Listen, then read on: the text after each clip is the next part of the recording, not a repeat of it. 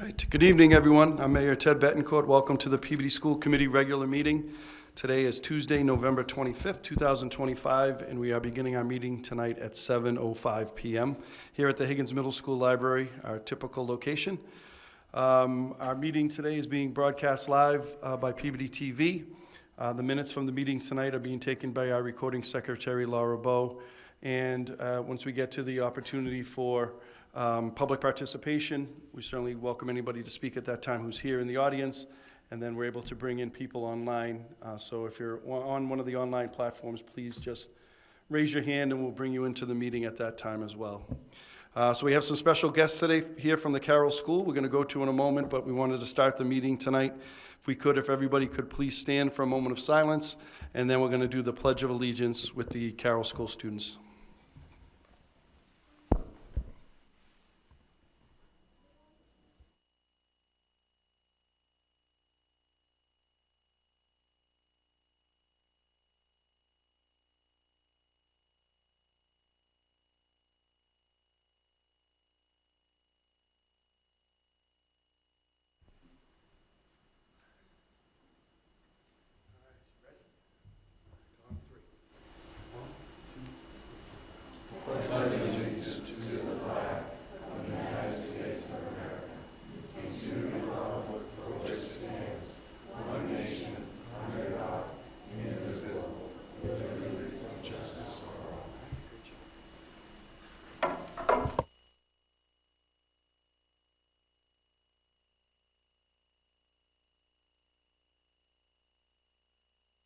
Okay, thank you very much for that. And if there's no objection from the school committee members, I'd like to go out of order a little bit and go right to the superintendent's report so he can introduce our Carroll School students and we can go to their presentation. So no objection? All right, Dr. Vidal, I'll turn it over to you. Thank you, Mr. Mayor. Very excited to have some of our students here from the Carroll School. Thank you to Mrs. Smith and the parents for all being here. Tonight we have Dylan, we have Reagan, Ella, and Brielle, and they're going to share some of the great things they're doing at the Carroll School. And I'll just put their slide up. And you can introduce yourself when you start and tell us a little bit about the Student Council and some of the wonderful things you're doing.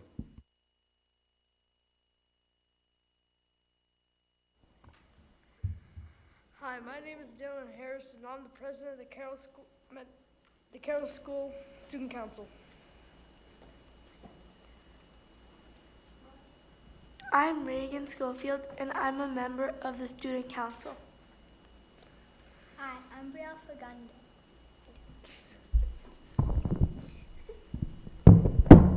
Hi, I'm Brielle Fagundes. And I'm Ella Konovalchik.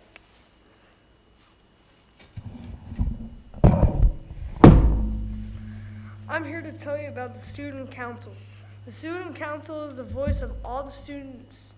Our main job is to plan fun things that give us huge spirit and a sense of belonging for everyone.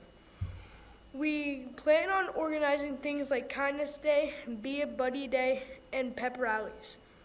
When we all get excited and participate, it feels like we're a big, awesome team.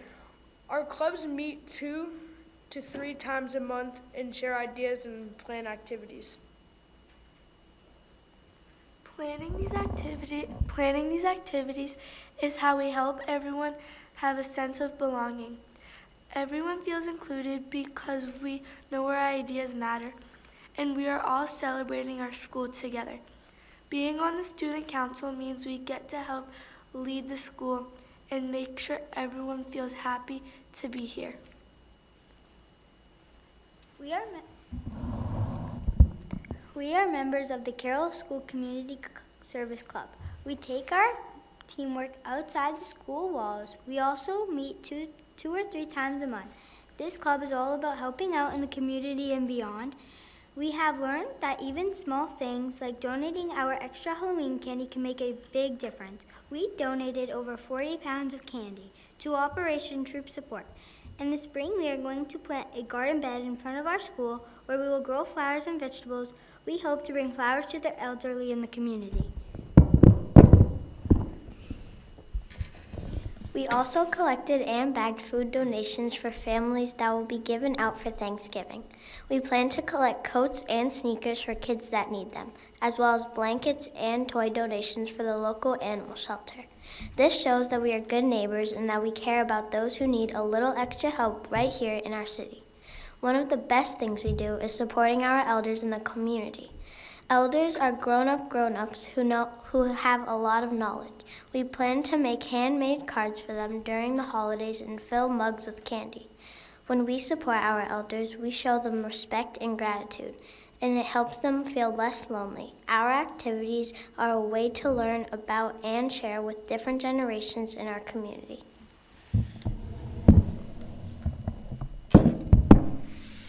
In the end, both clubs are about caring.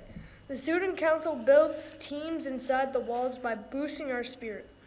And the Community Service Club takes the kind, caring spirit outside to help our neighbors and elders. Both clubs teach us how important it is to be helpful and kind. Right. Well, that was outstanding. Each of you did a great job. Really well done. And to hear the amazing things that you're doing to help people, our veterans, people who are in shelter that need a little bit extra help, the elderly, that's wonderful that you're all doing that. Those are incredibly important things, particularly around this time of year, the holidays, even more so. So that's wonderful to hear. And I didn't know if anybody would like to make any comments or have any questions about the Carroll School. I think these four would be ready for some questions. Mrs. Dunn, I thought you might have a question. There we go. Thank you. Your presentation was very well done. My question to all of you is, was this an activity that you looked forward to, say, last year before you could be on student council? Was it something you really wanted to do and had to wait? Yep, sure. Anybody can answer. Go ahead.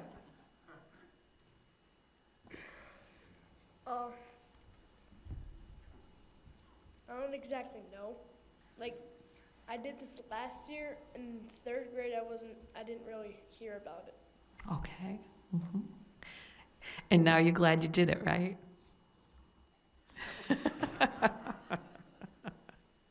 What's been your favorite project so far? Probably career day that we did last year. How about the rest of you? Did you have a favorite project? Your own personal favorite? I didn't do student council last year, and we only have one meeting so far. Oh, okay. So not yet.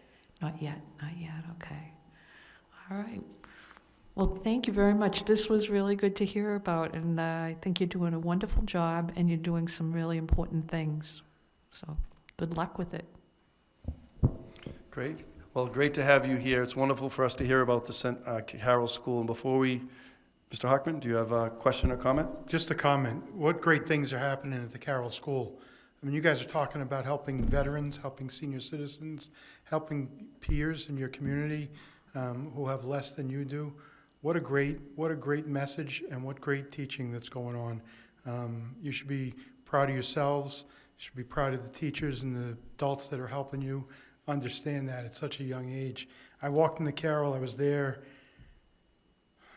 Friday last week, and I saw all the bags lined up in the hallway, ready to be handed out for Thanksgiving, and it makes your heart warm, knowing that you guys participated in that, and your families are helping out, and people that care about you are helping you to learn how to help others. And I see it all the time when I'm at the Carroll School.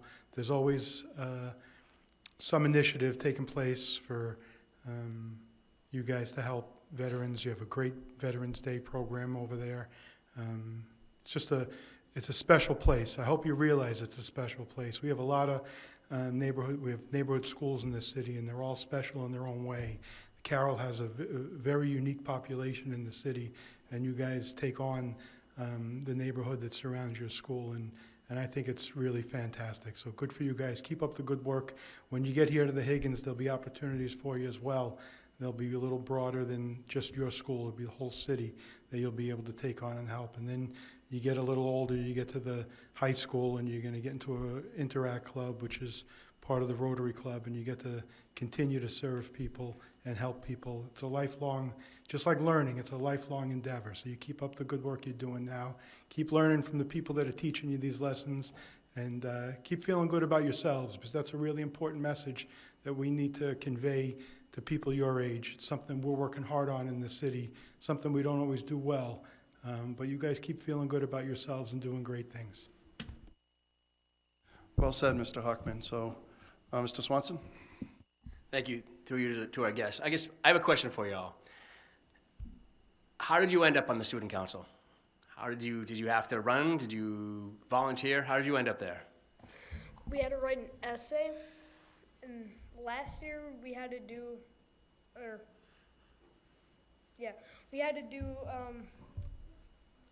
an interview last year. This year, it was more open to more people. All you had to do was just write the essay, and you had a chance to get in. And you all had to write that essay?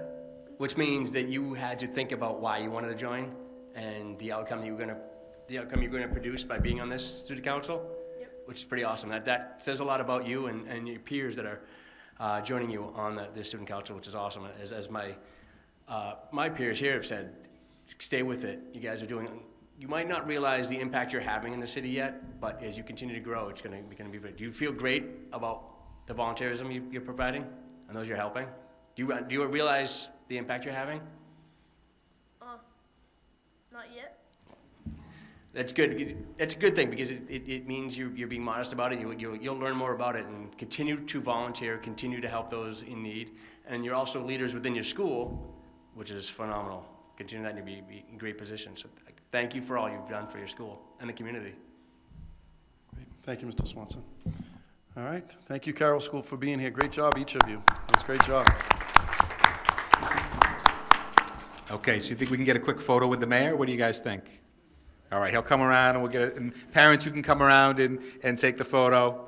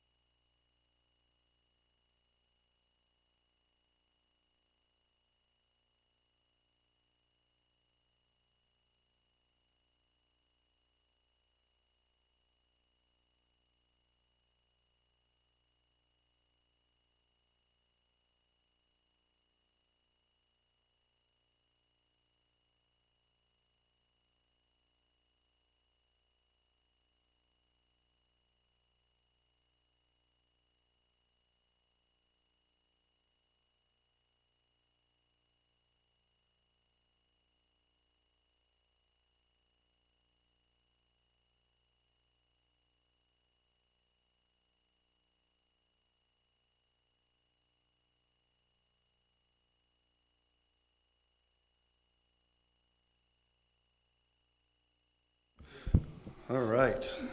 Mr. Mayor, I'm going to make a motion to approve the minutes of the October 28th, 2025 regular school committee meeting. All right. Second. You've heard the motion made by Mr. Hockman to approve the minutes from October 28, 2025, the regular school committee meeting. The motion was seconded by Mrs. Dunn. Roll call vote for approval, please. Mr. Hockman. Yes. Mr. Olympio. Yes. Mr. Swanson. Yes. Mrs. Dunn. Yes. Mr. Nico. Yes. Mr. Mayor, we're going to take on some executive session minutes, if that's all right with you. So I'm going to make a motion to release executive session minutes, and there are going to be about 40 dates, so I'm going to go through them, Ms. Bowe, and we'll give you a list. So make a motion to release executive session minutes of October 9, 2018, December 11, 2018, May 28th, 2018, September 10, 2019, September 24, 2019, November 20, 2019, November 26, 2019, December 9, 2019, January 28, 2020, June 2, 2020, September 15, 2020, March 2, 2021, March 23, 2021, August 3, 2021, February 8, 2022, May 10, 2022, June 28, 2022, September 13, 2022, September 27, 2022, October 11, 2022, October 25, 2022, January 24, 2023, January 20, that's listed twice, I'm not sure. I'll say it twice. We might have gone back into executive session. Anyway, January 24, 2023, February 6, 2023, February 7, 2023, April 11, 2023, June 13, 2023, September 26, 2023, November 14, 2023, November 28, 2023, December 12, 2023, January 9, 2024, February 27, 2024, March 26, 2024, April 23, 2024, May 28, 2024, August 27, 2024, April 29, 2025, June 19, 2025, June 10th, 2025, my mistake, August 26, 2025, September 9, 2025, all minutes being in order, reviewed by our City Solicitor, Don Kahn, and moved to be released. Second. Thank you, Mr. Hockman.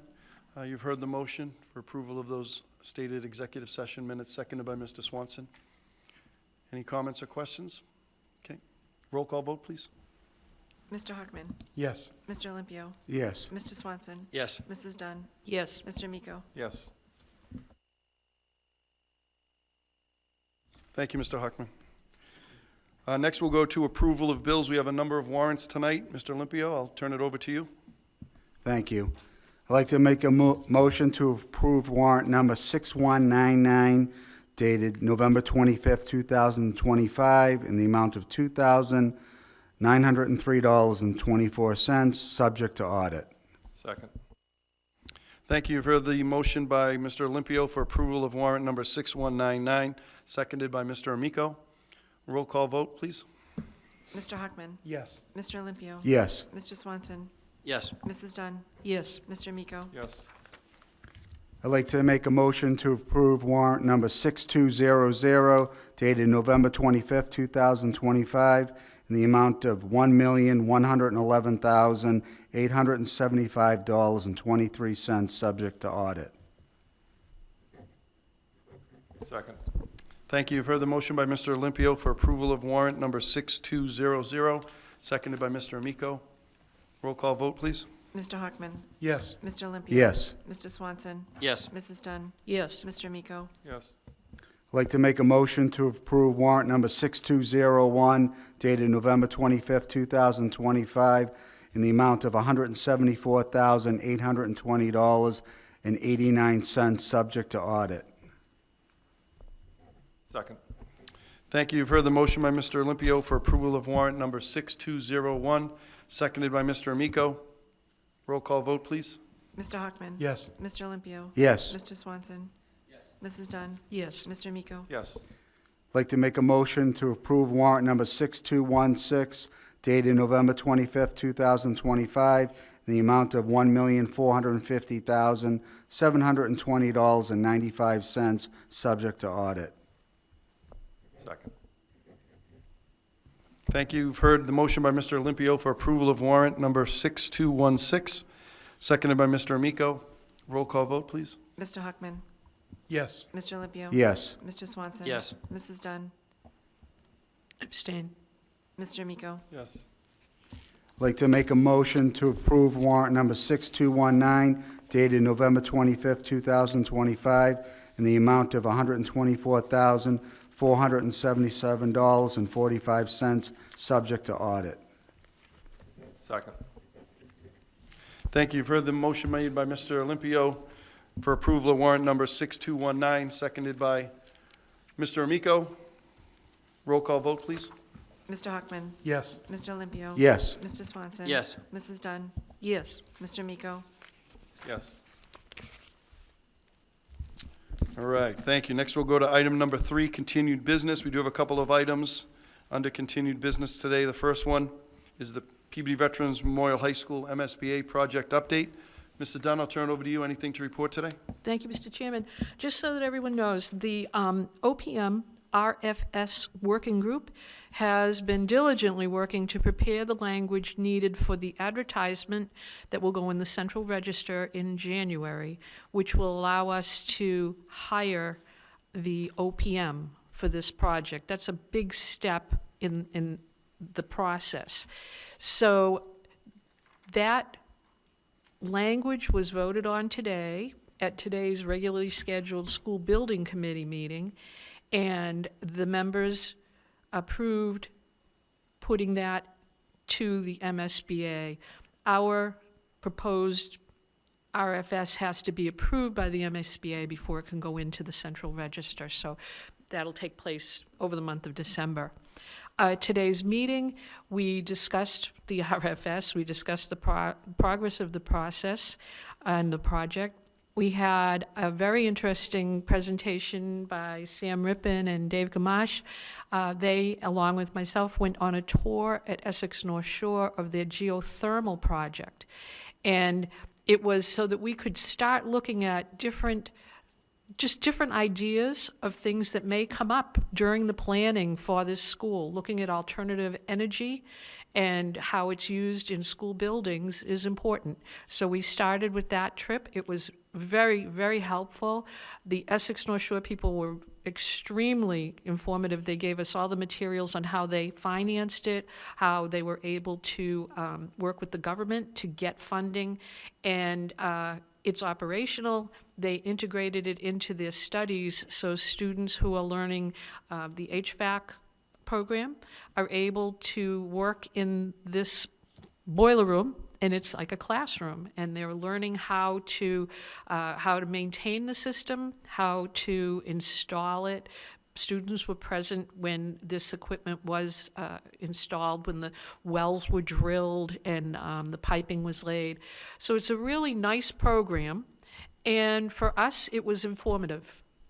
Doesn't mean we're going to do geothermal heating at the high school, but knowing about it and being able to understand it is important so that going forward, we're able to make sure that we're exploring every possibility for the energy needs at the high school. Then we also had a discussion on our next meetings. We will not be meeting in December, but we will be meeting probably in January. And at that time, we're going to be forming some of the special interest working groups where we'll have people who are interested in learning about the security, the subjects, the various subjects at the high school, the athletics, et cetera. So we'll be setting up those interest groups, focus groups, and they will start working. We really haven't been able to do that right now because we need to get the OPM on board. So that the next step is to hire the design team, which most people would know as the architects. They need to be present to hear some of this. We'll be able to do some preliminary discussions, and we're definitely going to have more community meetings so that people can hear about the project and be involved. But there's just 2 more things that we really have to get in place in order to really go full steam ahead with those meetings. One other thing that I did want to address during this presentation, I received a letter from Ms. Liz Mover, the head of the Special Education Parent Group, and I wanted to address that. Her letter is enclosed in our written communications, and I just wanted people to know that, thank you for your suggestions, but to let you know that these are all things that we have considered and have put into our statement of interest. Ms. Dunn, motion to receive the letter. It's in, oh, okay, thank you, yes. Yeah. Okay, and I'll second that. So those topics not only have we discussed them when we were putting together our statement of interest, and we will expand that conversation as we go forward, and we'll be including you and members of the public in those discussions, but many of these were things that we put in place here at Higgins when we were designing it and at the Welch School. And I would actually ask if you'd like a tour of the Welch to see some of the things that we put in place at the Welch for special education students. When we designed the renovation of the Welch, it was done with the intention of making sure that we follow the guidelines for a trauma-informed design. And a lot of those initiatives that are at the Welch are things that we would be talking about and putting in place at the high school. And I brought along some of the language just to let you know.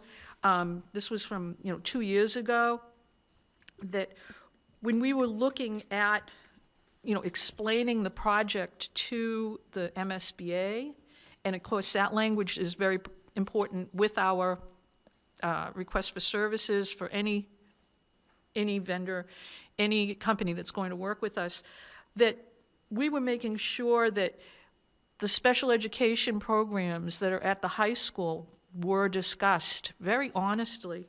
Due to the growing needs of students, restrooms should be located within the sub-separate classrooms. They're imperative for our special needs students in many cases. We also wanted to ask to have that they have private bathrooms for those classrooms, and that they are located in the appropriate places. Right now, it's just too much of a distance to take students throughout the building for restrooms for any student, to be honest. We want to make sure that special education program classrooms in the new building should provide more space than currently allocated, as our students are in classrooms that are split by temporary wall dividers, as well as classrooms that are too small to include the necessary equipment for training and learning. We want to make sure that those spaces are available and appropriate for students who have difficulties hearing. That's something we made sure was present here at Higgins as well as at the Welch. The social emotional support services need to be improved in the new building for everyone, but especially for special education students, because they work closely with the special education staff and the students. We also need to give better office space to the school psychologist, to the OT, to the PT, and to any of the specialists that work with special education, because they shouldn't be working out of closets, and they are.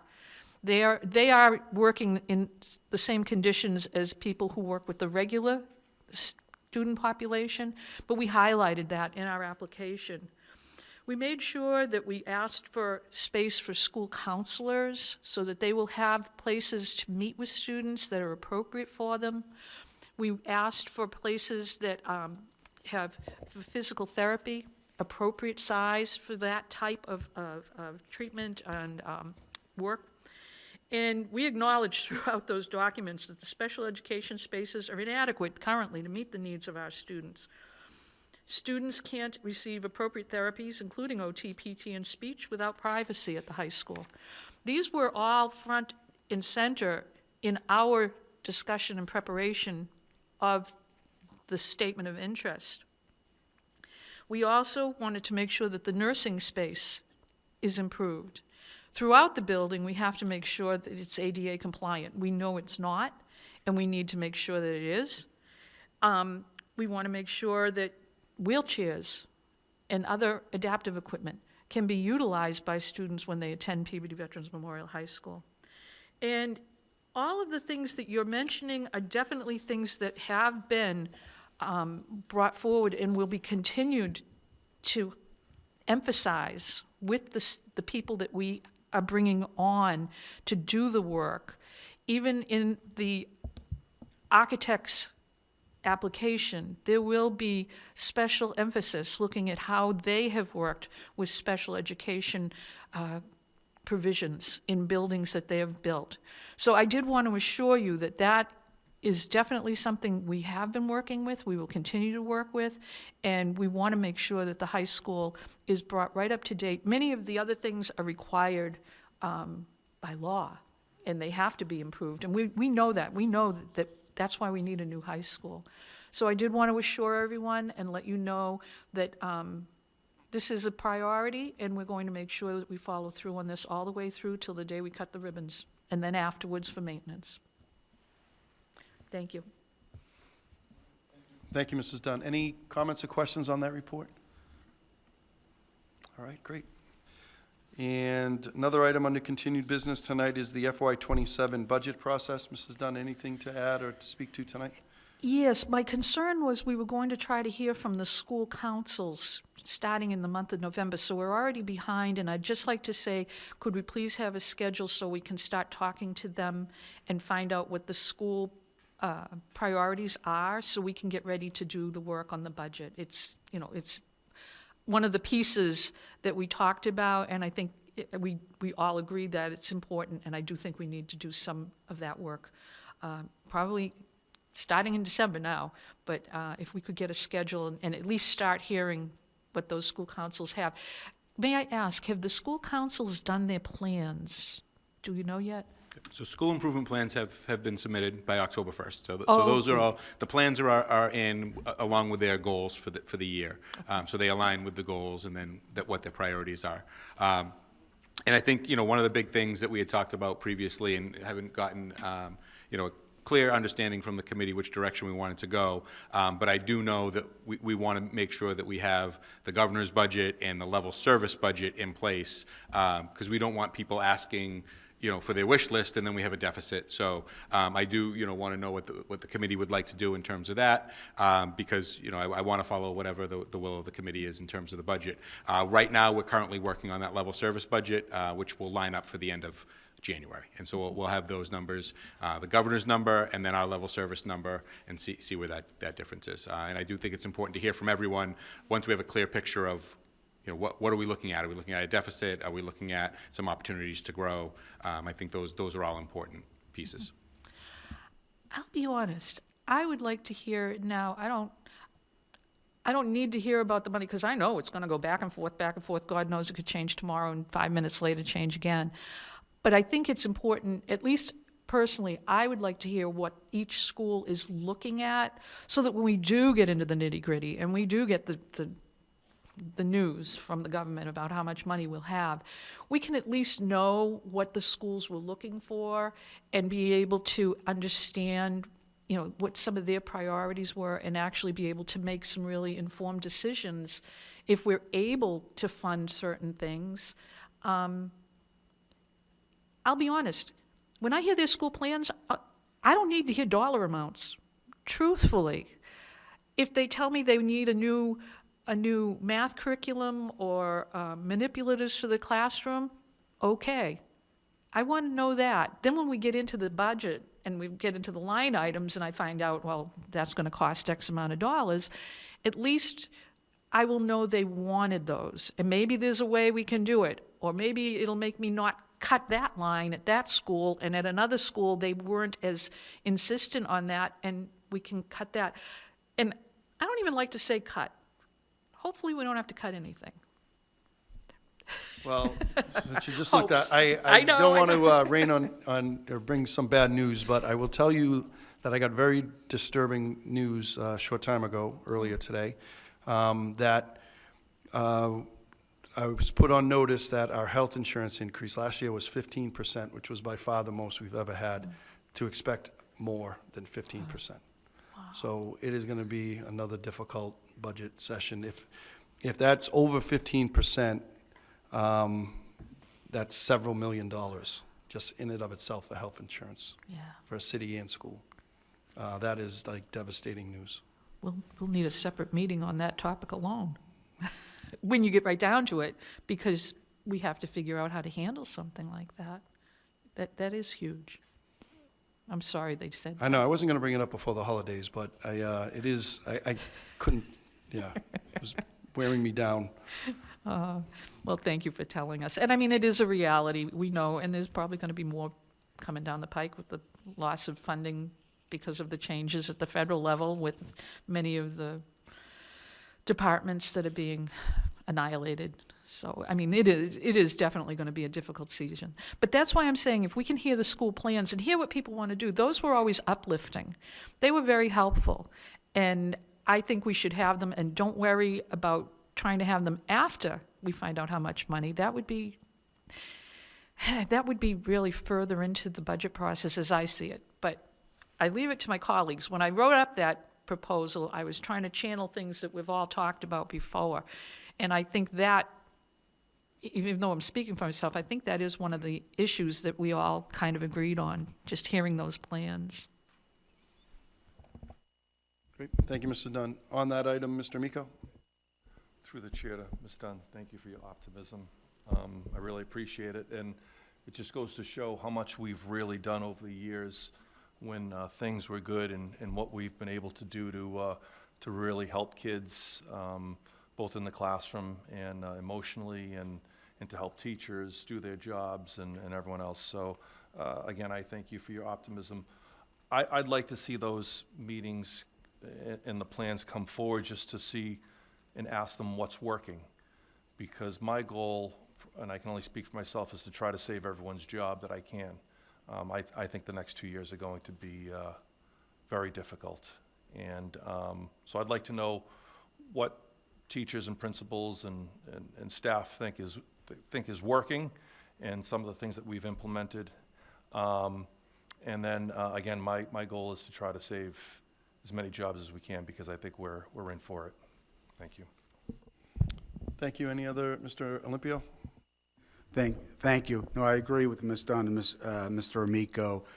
I always looked at it too as not so much dollars and cents, but just kind of getting some intel with what, the wants and needs are. And then when it is, we're crunching the numbers, I have my notes there, and it'll help me make more of an informed decision. The sooner the better. So thank you. Okay. All right, thank you, everyone. Thank you, Mrs. Dunn, for those reports. Next, we'll go back to the superintendent's report. We have a few items. Dr. Vidala, I'll turn it over to you and your team. Thank you, Mr. Mayor. Item number 2, a little bit more uplifting. We have a gift donation form. Very grateful for the partnership of Conway Cahill Brodeur Funeral Home. They have a very generous donation to the South School PTO of $1,200. And so we'd just like to accept that donation with gratitude, and we'll send them a letter of thanks from the committee. So moved. Second. Okay, you've heard the motion for acceptance of the donation by Mr. Hockman, seconded by Mrs. Dunn. I think we need a roll call on this. Roll call vote, please. Mr. Hockman. Yes. Mr. Olympio. Yes. Mr. Swanson. Yes. Mrs. Dunn.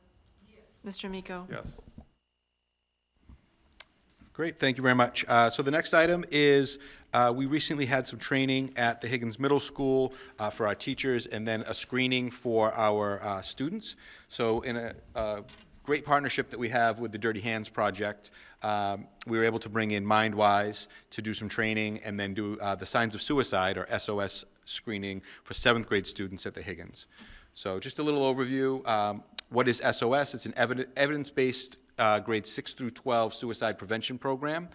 We had been doing this at the high school for a number of years, and we've been able to bring this down last year and this year to 7th grade. So they recommend that you do it in 7th grade and in 9th grade. So it centers around how to act, ACT, acknowledge, care, and tell. It starts with a student self-screener and then a follow-up intervention if necessary. And it's very important in terms of suicide prevention, early identification. It empowers students and their peers to support one another and to speak up, and our goal is that it reduces stigma. So on November 18th, the Higgins Middle School screened the 7th grade. We had 75 Peabody Public School educational professionals and mental health professionals from all levels. So part of the program is it includes, we work together on a diverse implementation team. So a big part of that was collaboration with the Dirty Hands Project. They were able to fund the training and in the program for us. And then we also worked with PVMHS to make sure that we're aligned with what they're doing at the high school. And we did training for our mental health professionals, and then we also trained all of our grade 7 teachers. So during our PD days, everyone got training, so we made sure we had this comprehensive model to move forward. So in terms of the rollout, there was a bit of instruction, so the students met in small groups in about the size of their homeroom, and they watched short educational videos with age-appropriate dramatizations, and then they had student discussions and classroom discussions after each video. Then students take a 7-question self-screener to see at-risk students, and there are 5 items that assess symptoms of depression, and then 2 that specifically asked about suicidal ideations or behaviors. And then they provide an exit ticket where they identify a trusted adult, which has been a big piece of our work this year, was to ensure that every student has a trusted adult, and they indicate whether or not they would like to talk to someone. So we take all that information in, and we have sort of 2 pieces of intervention that we can do. Any student who says yes on 4 or more questions around depression, or if they say yes to question 4 or 5, which are very targeted, and any student who says that they would like to talk to someone for themselves or a friend, or a student who's identifying someone as a peer, they have immediate follow-up that day with a counselor. So it's same day, follow up with a counselor to make sure that we're connecting to them, and then there's obviously coordination with parents as well to make sure that we're looking at it holistically. So any student that says yes to 3 questions is able to meet with a counselor within 2 weeks. If any student who's unable to identify a trusted adult, again, the program says within 2 weeks. We definitely move faster than that because we want to make sure that we're connecting students, referring them to the Student Health Center that is at the Higgins, and making sure that kids are getting what they need. In terms of the interventions, we always make sure that there's parent and guardian communication to make sure that we're supporting the students and their families and they can connect so that we have wraparound services. And then any student that stated that they already receive mental health connection, we make sure that we have a connection with them and that we're following up to make sure that that's ongoing and that they have the support that they need. And then in addition, as far as an intervention, we can refer to our school counselors, to outside counseling, or to immediate crisis intervention. So they have a tiered approach that they look at. So I'll pause there. That was the program. We had significantly better participation this year from the students. They were much more open and much more engaged in the process. And, just again, I'd like to thank the Dirty Hands Project for the work that they've done in bringing this to the middle school and supporting our students. So I'll pause there if there's any questions or comments. Thank you, Dr. Vidala. Any comments or questions, Mrs. Dunn?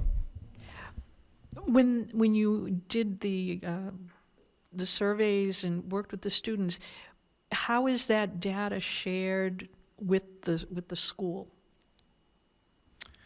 So it's an online survey, so they get it in real time, and it comes out into like Google Sheets, and they're able to take the data and look at the student and ensure that they're getting the follow-up in real time. So it's a very comprehensive program, similar to a few years ago. You may remember ESPERT, which the high school does and the middle school around. So screening, brief intervention, and then referral to treatment for substance use. This is a similar process where it's a brief self-screener and then referral to intervention right away. So we have ESPERT for substance use, and now we have SOS for mental health and suicidal ideation support. So it's a great program. Morella has been doing it at the high school for a number of years, and through Dirty Hands, we're able to bring it to 7th grade. And will the students be referred to people at the resource center, or do they get referred to guidance counselors? How does that work? So it depends on the level of need. And so because we have guidance counselors, we have school adjustment counselors, now we have the resource center, and then we have partnerships with outside counseling. We really work with the individual student with what they're most comfortable with, and we want to make sure that they identify a counselor that they feel comfortable with, and that, sort of reducing the stigma, but also that they'll be open to that relationship is so important. And then we also work with the family. And if there needs to be outside counseling or regular in-school counseling, we're able to really individualize those supports. And someone tracks this to make sure there's follow-up and continuing care? Yes, and so that company, MindWise, is the partner that has sort of created the process for it, and they help us with the data and help us to connect that and make sure that no one falls through the cracks. Very good, thank you. Thank you, Mrs. Dunn. Any questions for Dr. Vidala on this item? All right, thank you. Great, thank you. And so this is, a big part of our mental health initiative and the support that we're doing in the partnership with the city as well, which is led to the creation of Peabody Promise, which has been, really an impactful organization, and we're just starting, and it's going to continue. And I just appreciate the support that we have from the community and from the parents and our staff, as well as the school committee and other elected officials. So we have an update on that. I'd like to kick it over to Mr. Swanson, who has an update, and if you'd like, I can pull up the website as well. If you don't mind, that'd be great, thank you. So you'll hear Peabody Promise. I think we did touch briefly on a name change as the mayor pulled together the task force for the city. We've gone through several iterations and just landed on the name Peabody Promise. We believe that is more welcoming, helps students and the community come back to us and, and engage with us more than the task force. The task force sounds a little bit, so this was a name that was put forward to us on the promises. So I wanted to, this is our main page, Yes, and I thank just you. wanted to show everybody how you get there. On our main page, there's Peabody Promise right here. As you hover over it, you can just click on it, and it will come up right here. And so this is the Peabody Promise website, and there's a number of different tabs and a lot of resources here. It's also mobile friendly. And so you can see here, if you Google Peabody Promise, you can get there as well. You can get there from the city's website or from the school's website. Thank you. So as Dr. Vidal said, this is available, this landing page is available both through the city and the school website. It's hosted as part of the school department, but it is available and front page on both of the city and the school department's websites. As you can see, the Peabody Promise was put together as an acronym for preventing suicide, reducing stigma, offering support, making meaningful change, investing in mental health, standing against bullying, empowering the community. Again, things that we feel very strongly about, not just attacking the bullying, but also the mental and the support that has to go in through our community as a whole. This was very much started with Jason Bedard and us coming together around that tragedy. And we identified through the mayor's task force the need, not only at the school level, but at the community level, ensuring that the community is here is here to support, and is spun up. So the task force was formed back in May of 2025. We met several times, putting together how we wanted to approach and how we wanted to structure, how we wanted to engage the students, how we wanted to engage the staff, how we wanted to engage the community. And in July and August, we held two community meetings, put out the framework for the task force. And in August, we asked individuals from the community to step forward and help us build Peabody Promise. And from there, we created 4 action teams, four fundamental groups of teams that were put together. Community education programs, that's helping support and educate Peabody residents on topics such as bullying, mental health, positive youth development, and more. Community and engagement, promote the work and initiative of the Peabody Task Force, which is Peabody Promise, and other initiatives through traditional print and social media, as well as community events and organizations. Community project and outreach, develop community-wide projects that will exhibit the assets of our community, and foster understanding, empathy, acceptance of individuals with diverse abilities. And then we have school-based structures and resources, which has 3 subcommittees that we created: policies and procedures, curriculum and training, communications and outreach. With policies and procedures, very much as it sounds, reviewing our current policies and procedures and handbooks, all of our documentation, how we're rolling that out both to our students and our staff. Curriculum and training was tasked with finding a evidence-based curriculum for our students. I'll come back to that in a bit. And find a comprehensive program that is able to start in pre-K and continue all the way through high school with continuity, so that there's not several programs that would have to be implemented at each grade level, each educational level. And the communication and outreach, reviewing current supports and resources available, developing communications plan to share resources and ensure access to all stakeholders. So from there, we've come up with several things. Again, the renaming of the task force to Peabody Promise, the structure of the new website that was put together, and provide information, access, and resources to, again, not only students, their support, and their parents, but the community as a whole. The Student Resource and Support Center was stood up here in the Higgins. You'll hear the acronym SRSC put out a lot. Talking to those that are supporting that center, it is getting a great amount of use. There is scheduled time that the parents can schedule for their students to come down and visit. There is time for throughout the day that we have open office hours, that they have open office hours, where a student can excuse themselves from class, stop in, and get some support that they might need from there. And that is staffed by Dr. Badal. I'm going blank, sorry. Thank you. So we have partners there from Family Continuity that is helping us run that and provide the resources there. And then from that program, it is very much, again, assisting the students if needed and engaging the resources both inside and outside of the schools for the support they might need from our partners there. You've seen the NAM project has come through several times with presentations for the community. We've had 2 presentations and workshops put on, Beyond Sadness and When to Worry, to help educate parents about suicide. And unfortunately, in an instance, again, we're being very open and transparent and trying to engage and support all those that might have to be dealing with suicide and make sure they have the support and resources that are there as well.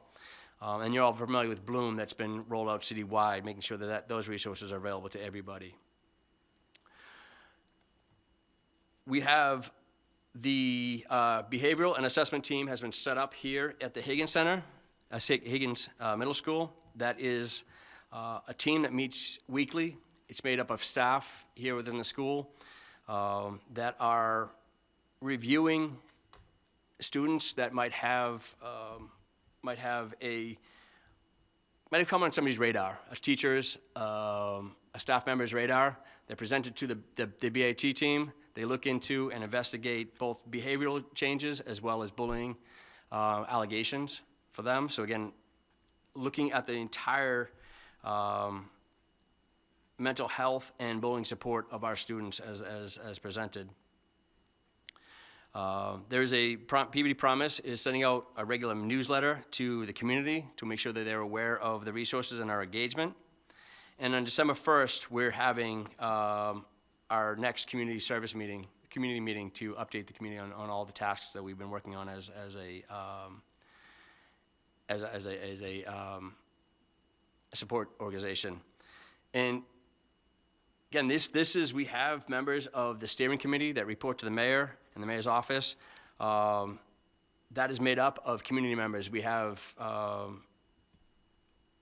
staff members of the city, we have parents, we have those that just want to help and volunteer, and then all of these little, these subcommittees are also made up of just a variety of people throughout our city that want to help and volunteer and make sure that we're providing the best that we can for our community that are out there.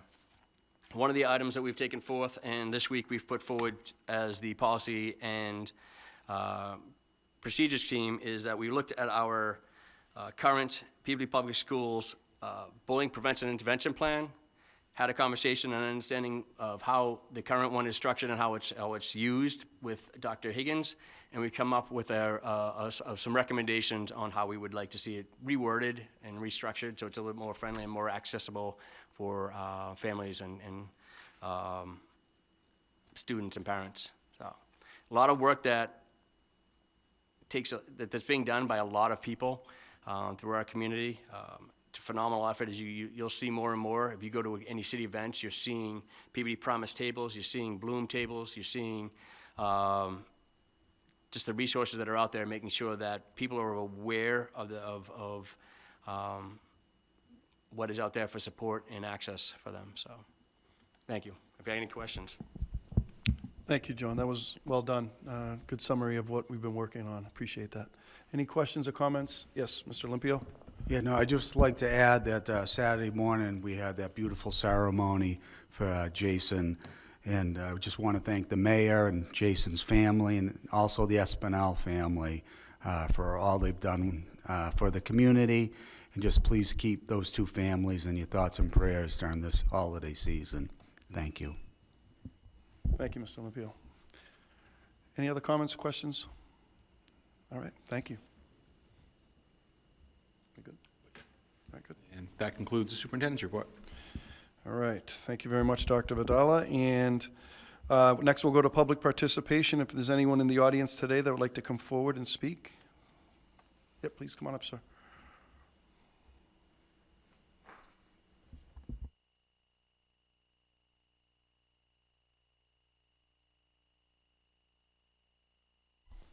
Press the button to the right.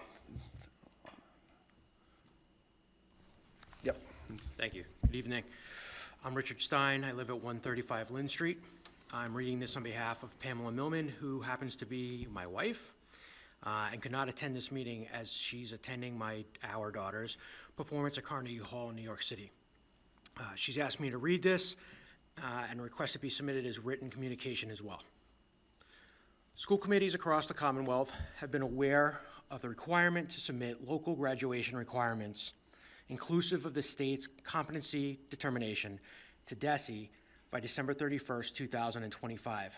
However, it appears that our subcommittees, Education Subcommittee and Quality and Standards Subcommittee, and the full school committee have not yet demonstrated the level of participation or public engagement that such a significant policy decisions warrant. While we understand that DESE may issue additional updates or changes, this uncertainty should not compel us to adopt graduation requirements that reflect outdated and only minimal or average expectations for our students. Moreover, based on the information available, it does not appear that the procedural steps required by our own school committee policies have been fully followed. This raises a critical question: why move forward with a vote when the process itself remains incomplete? This situation is emblematic of a larger concern. Many of our district policies, those we have access to, have not been reviewed in more than 20 years. DESE does permit districts additional time when the internal school committee procedures have not been satisfied. That provision exists to safeguard that committees uphold both the letter and the spirit of their governance responsibilities.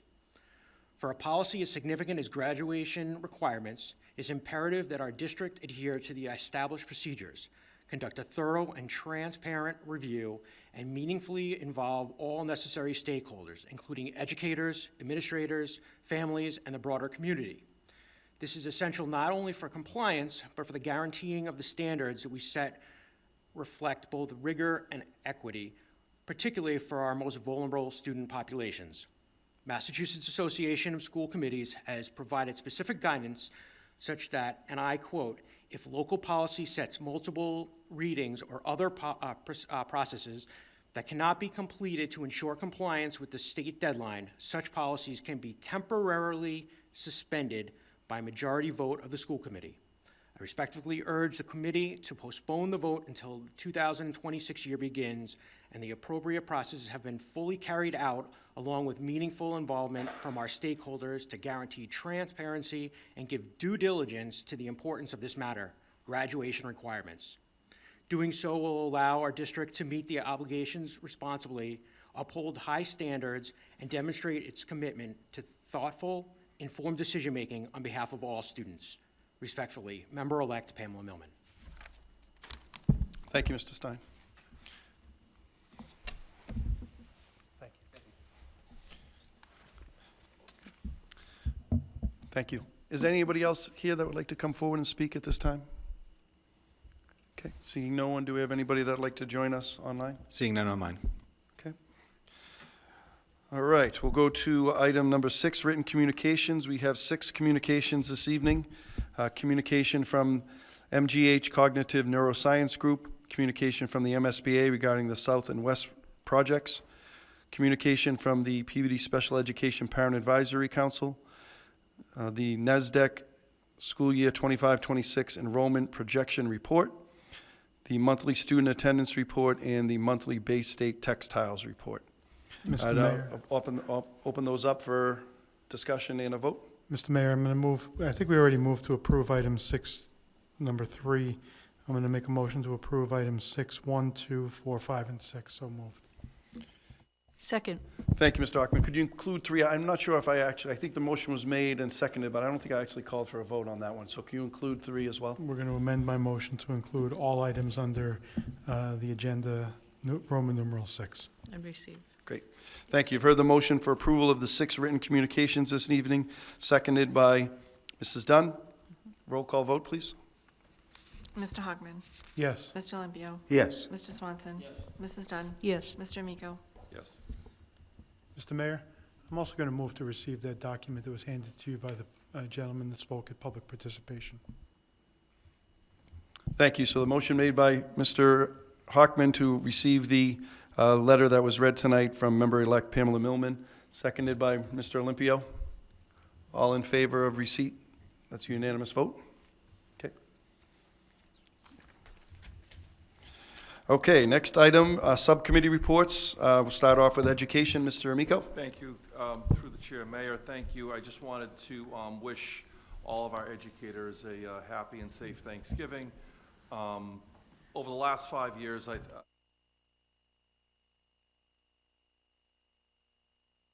that they've probably have come under in the history of education. So teachers, administrators, everyone who's involved in educating our students, thank you for all you do. Happy Thanksgiving, and don't let anyone tell you that you're not doing a great job, because you are, and you are heroes. So thank you. Thank you, Mr. Amico. Mr. Mayor, just on that, I just want to thank Mr. Amico for saying that. I know that I put this in the email out to you, and I'm going to send this out to the staff in the morning, but I did want to put it out publicly. DESE put out staff attendance rates, which are wildly misleading, because when people take maternity leaves and things like that, it skews the data. So statewide, the attendance rate, staff attendance rate is 93%. I'm very proud to say that Peabody has well exceeded that, and our staff attendance rate is 95%. And that's just a credit to our teachers and their dedication, that they're showing up every day and they're doing the work. So as we think about gratitude, I think that's something else to point out. The information is public; it's on the school and district profiles, but Peabody is far exceeding the statewide average, and I just think it's a credit to our teachers and all of our staff for showing up every day and doing a great job. So thank you, Mr. Miko. Thank you. I'm going to go back to Mr. Miko, then I'll go to you, Mr. Swanson. Thank you, through the chair, Dr. Vidal, for bringing that up. And yeah, you know what? Shame on the state. Shame on the state for doing that, because no other profession, no other municipality jobs are we just posting attendance. And here we have women who are taking maternity leave. We have people who are going out on long-term disabilities for cancers and other ailments, and then we're just throwing out statistical numbers to do what? To make teachers look bad? Shame on the state. That's ridiculous, and that didn't make teachers feel good that day when those numbers came out. I just wanted to speak on my behalf, and for, I know thousands of teachers who saw that and said, BS. Thank you, Mr. Miko. Mr. Swanson? Thank you. I went through you to Dr. Vidala. I know you sent out this month's, which are 95%, but I just want to, I know the answer, but I want you to say it publicly. We're consistently, not just this month, but we're consistently above the Mass State, correct? We're in the, our staff, our educators are consistently in the high 90s for attendance, correct? Yep, every day, and it's really impressive. And to be honest, as far as this data goes, I'm a math person. I love data. I love to crunch numbers. There's a reason why when you look at real estate information, they put in the median household. They put in the median home. And they don't use the average, because outliers can skew that. If you looked at our median attendance, I bet you it's a lot closer to 3 or 4 absences. And I would push DESE, instead of using an average daily attendance, to use the median number, because that's really a more reflective number. And I'll get that number for us, because it's something to celebrate. The teachers here show up every day, and it's really impressive. Okay, thank you. Finance Subcommittee, Mr. Olympio? Nothing new to report. School safety, Nothing new to report. Okay. Athletics and wellness? Just good luck to all the student athletes that are going to be trying out for winter sports in the upcoming week or two. And congratulations to all the student athletes and their coaches that participated in fall sports. And some of them had a little rough go at it, but they had to go at it, and that's what matters. Thank you. Thank you. Quality and standards, Mrs. Dunn? Thank you, Mr. Chairman.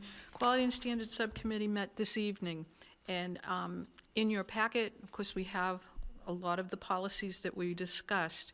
The meeting tonight, we started actually at the back of the packet, so I'm going to take them out of order and just go through them for you all.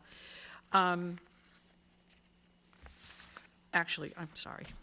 Hang on one second. Get the last one here.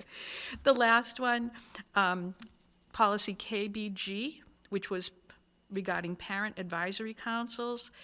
This was a recommended policy from MASC, and on the recommendation of the subcommittee, we would like to have that listed as a first reading. With no changes, we felt that it was adequate for our purposes, and that it was basically what we've been following in the district, and we want that included for first reading this evening. So I would like to make a motion that the school committee approve file KBG, Parent Advisory Councils, PACs, for first reading. So moved. Second. Motion by Ms. Dunn, second by Mr. Swanson. Roll call vote. Mr. Hockman. Yes. Mr. Olympio. Yes. Mr. Swanson. Yes. Mrs. Dunn. Yes. Mr. Miko. Yes. Okay. Thank You. The next policy that we discussed is a new one. It's policy FA-N for neighborhood schools. It shall be the policy of the Peabody Public Schools to maintain and support neighborhood schools. Neighborhood schools shall be defined as elementary schools located in or very near residential neighborhoods and designed for reasonable enrollment size. Neighborhood schools will provide significant emphasis on pedestrian attendance and safety, with vehicular safety enhanced as well. Committee members have recommended that that come to you this evening for a first reading. So I'd like to make a motion that the school committee approve policy FA-N, neighborhood schools, for first reading. So moved. Second. Motion by Ms. Dunn, second by Mr. Swanson. Roll call vote. Mr. Hockman. Yes. Mr. Olympio. Yes. Mr. Swanson. Yes. Mrs. Dunn. Yes. Mr. Miko. Yes. Thank you. Thank you, Ms. Dunn. The next policy is IJNC, libraries in school buildings. And after discussion, we decided to amend what is written before you and add some language. It should read, "It shall be the policy of the Peabody Public Schools to have and maintain a dedicated room in every school building to be used as a library/library media center.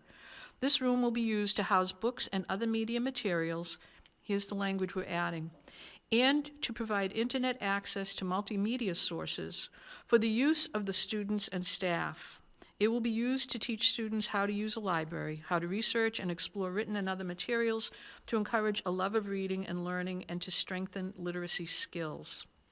So with that change, I would like to recommend that the school committee approve IJNC, libraries in school buildings. So moved. Second. Motion by Ms. Dunn, seconded by Mr. Swanson. Roll call vote.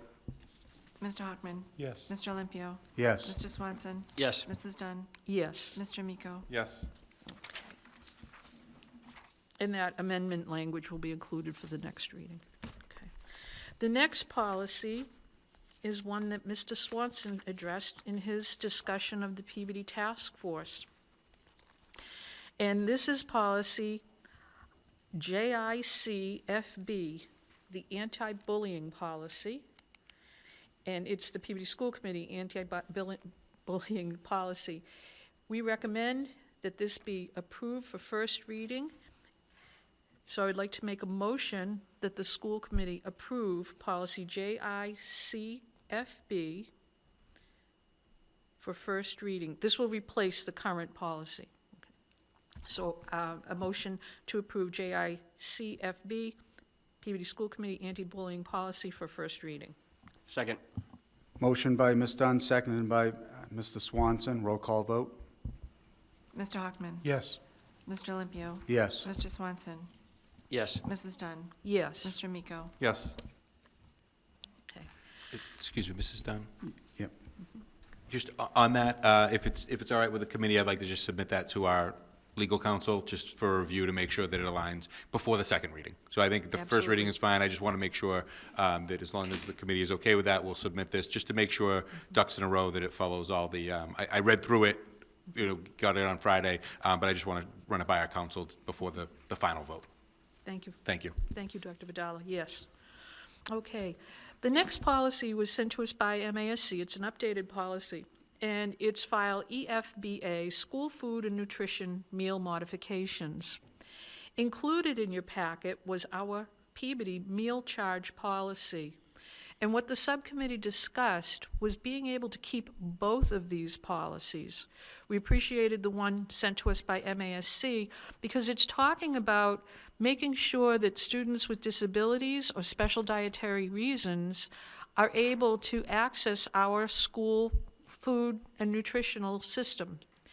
It's good language, it's something we should have on file, and we approve that and would like to make sure that the school committee does as well. But we read it in conjunction with our own Peabody meal charge policy. That meal charge policy that we have here was written because we wanted to make sure that any family who was having trouble paying for school lunch or breakfast would be taken care of, and it has a procedure right in here. We felt we wanted to keep this. We didn't want to replace it because they're two different policies, and also because you never know when we may have to reinstitute payment for school lunches. So we'd like to keep it on file. We did ask if we can have the number adjusted, the reference number, so we would call it file EFD, and I will verify that with Marge Macarelli to make sure that we've labeled it correctly. But I will bring these both to you for a separate vote, but we read them together and wanted to keep them distinct. So I'm happy to answer any questions if that's a little confusing, but we really did think that that was the best way to handle this. Thank you, Mrs. Dunn. Any questions on how it's been presented? Okay. So the first motion would be to approve file EFBA, School Food and Nutrition Meal Modifications for first reading. So moved. Second. Okay, you've heard the motion by Mrs. Dunn, seconded by Mr. Swanson. Roll call vote, please. Mr. Hockman. Yes. Mr. Olympio. Yes. Mr. Swanson. Yes. Mrs. Dunn. Yes. Mr. Miko. Yes. Okay. And then the next policy, it does not have a tag in your packet, but we are going to try to go with EFD, meal charge policy. So I'd like to make a motion that file EFD, meal charge policy, be approved for first reading. So moved. Second. Okay, thank you, Mrs. Dunn. You've heard the motion, seconded by Mr. Swanson. Any comments? Seeing none, roll call vote, please. Mr. Hockman. Yes. Mr. Olympio. Yes. Mr. Swanson. Yes. Mrs. Dunn. Yes. Mr. Miko. Yes. The next policy that you have is MASC 2025. This is the model policy that came to us from MASC, and it's file KI concerning visitors to the schools. We do have a policy on file, visitors to the school, but we thought that the new one updated our current policy and felt comfortable that we would be able to utilize the new file and replace the old. So I'd like to make a motion that file K1, visitors to the schools, be approved for first reading to replace the current file. So moved. Further motion by Mrs. Dunn, seconded by Mr. Swanson. Second. On the motion, do you have a comment? On the motion. On the motion, just- That was also going to be, we could ask to be reviewed by security? Oh, yes, actually, oh no, it's the next one. Oh, sorry, I It's the apologize, next I might one. have No, confused that's them. Thank okay. you. Yeah. Sorry, so I'm good, thank you. Okay. So, but you have seconded the motion? Yes. Okay. All right, roll call vote on the motion, please. Mr. Hockman? Yes. Mr. Olympio? Yes. Mr. Swanson? Yes. Mrs. Dunn? Yes. Mr. Amico? Yes. Okay, thank you. We do have two policies, and these, as Mr. Swanson said, we decided we'd like to have these held and run them past the security, Mr. Bloom, for his information and advice on this. The first one, it's file ECAB, Access to Buildings and Grounds, and also Building and Grounds Security, ECA. We were reading those together and just felt it best to hold off on this and just get more input from someone who's really working on examining all the security procedures in the district. So we're going to hold that one. Not going to make a motion on that. Okay. Then we have file KBE. The model that came to us is good because it's got the legal references. We did want to make a change, though. In line number 3, all parent organizations shall, we recommend deleting, obtain 501c3 status, so that this will just read, all parent organizations shall file appropriate paperwork with state authorities and make proof of such status available to school district administration. We did that because it is not a requirement to be a charity to have 501c3 status. To be tax exempt, you need to have that status. Many of our PTOs went and obtained that status, especially when they were doing playground buildings, and they were going to do very heavy fundraising. Some of them do not do heavy fundraising that would rise to the level of requiring that, but they all do need to file annually with the Attorney General's office to be considered a charity and be able to collect funds for fundraising. Parent Advisory Board discussed this a couple of meetings ago, and I always alert the parent groups that they need to get that paperwork into the state and explain the difference between the 501c3 status. So in our discussion, we decided we would take that, we would not require our PTOs to get that status. If they need it, they'll go get it. We'll tell them to get it. But we didn't want to make a blanket statement that they would all have to obtain that status. So with that deletion, I would like to make a motion that the school committee approve file KBE, Relations with Parent and Booster Organizations, for first reading to replace our current policy. So moved. Second. Thank you. You've heard the motion by Mrs. Dunn, seconded by Mr. Swanson. On this motion, Mr. Hockman? Yeah, thank you. Through you to Ms. Dunn, thank you for putting this forward.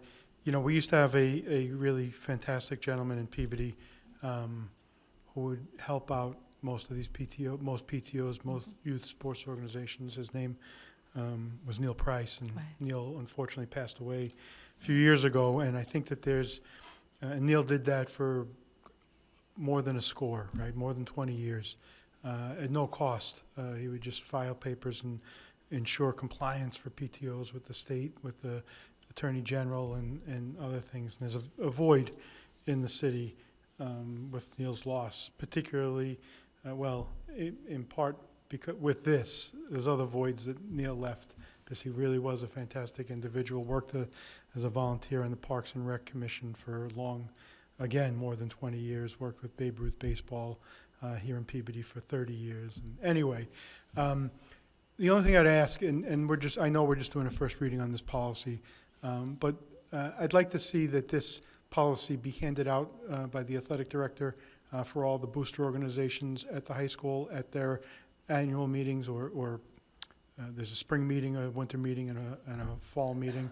Each of those meetings, I'd like to see that this policy be handed out. I also like to see, perhaps through your, actually not through your subcommittee, but through the principals, that this policy be handed out to each of the PTOs. It is something that falls through the cracks, and it could be detrimental, particularly when there's fundraising going on and there's some activities like that we really need to have compliance. So not that I'm adding to your motion, but just by way of a practical exposure to this policy at some point. No, I agree. I think it's a good idea. I do know I try to discuss it every year with the parents at the Parent Advisory Board meeting. You know, we have a general discussion about fundraising and talk about that in conjunction with what you have to have on file, and try to go over it with them. But you know what happens? Every year there's a change in the leadership of a PTO, and the information isn't handed along. And it is important, really, just making sure that people know what they're allowed to do. There was a Parent Advisory Board meeting, I think, if you recall, I talked about it, I had to explain to the parents, you have to get the appropriate permission to do a raffle. And people just said, oh, you can do a raffle. You can't have kids do a raffle. The parent groups can do a raffle, but kids are not supposed to sell the tickets. So there are some really specific rules. It's not as easy as people think to fundraise and, you know, have bake sales anymore. But anyhow, I agree with Mr. Hockman. I think we should send this out to all the parent groups, booster groups. So, on the motion. So we do have a motion. Any other comments on this motion? All right, roll call vote, please. Mr. Hockman. Yes. Mr. Olympio. Yes. Mr. Swanson. Yes. Mrs. Dunn. Yes. Mr. Miko. Yes. And I also want to say a quick thank you to Mr. Olympio, because we used his guidance on this, because I know he has helped PTOs in the past as well with their filings. So, thank you. Yeah, he's a pretty good guy. He is. He's a good guy. Okay. Here we got into file, let's see, JJE, Student Fundraising Activities, and let me just check on that. That one, we appreciated the new one and wanted to update our policy. So file JJE, I'd like to make a motion that be approved for first reading to replace our file, JJE. So moved. Second. Heard the motion by Mrs. Dunn, seconded by Mr. Swanson. Roll call vote, please. Mr. Hockman. Yes. Mr. Olympio. Yes. Mr. Swanson. Yes. Mrs. Dunn. Yes. Mr. Miko. The next file is gifts to and solicitations by staff. This is an update of the current policy that we have, and we felt it was a good update, so we would like to make a recommendation that this be approved for first reading, GBE BC. So moved. Second. Thank you, Mrs. Dunn. You've heard the motion, seconded by Mr. Swanson. Roll call vote, please. Mr. Hockman. Yes. Mr. Olympio. Yes. Mr. Swanson. Yes. Mrs. Dunn. Yes. Mr. Miko. Yes. Okay. And then the final policy, this is a policy we wanted to hold. This is the competency determination. IKFE. We would like to have some more information from our special education director to make sure that this policy is appropriate for our special education students, especially as they reach the age where they would be transitioning out of the high school environment into their future programs. We want to get something to put into this to make sure that it accommodates everyone. So we're going to hold that for the next meeting for further information. And I will also say, on our graduation requirements, we have in front of us file IKF, graduation requirements. We actually thought we had an updated file. This one, it's adopted October 28th, 2003, but we don't have an amendment, and it doesn't even mention our requirement of,